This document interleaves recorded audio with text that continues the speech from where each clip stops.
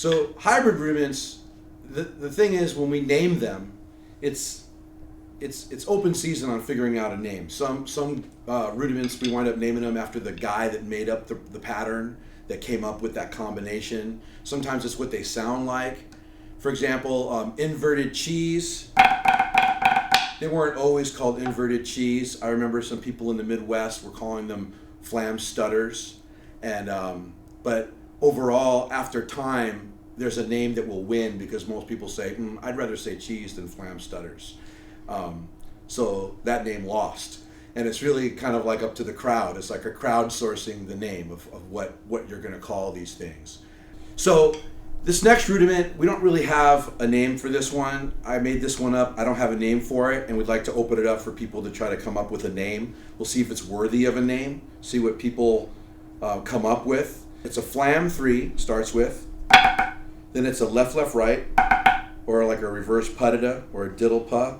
And then a low-height left Swiss into the repeat. So on the right hand, it's off the left. When you link them together,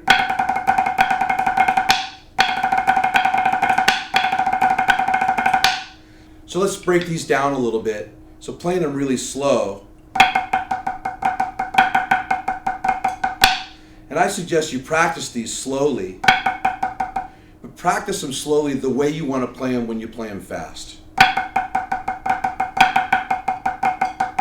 So if you practice this rudiment slowly like this,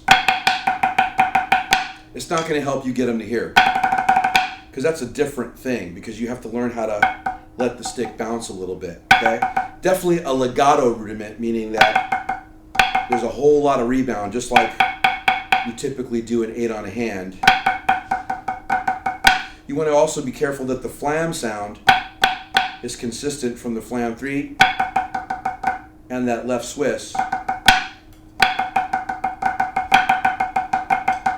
So to master these, I really suggest you go really slow. Feel where the pulse is at.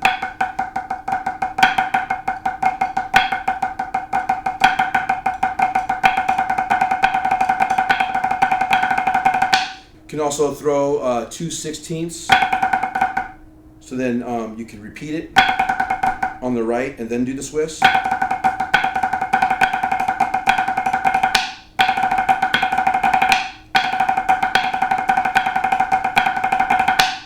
Got to make sure when you're playing the 16th note version, with those 2/16 there on the left, that you don't rush those.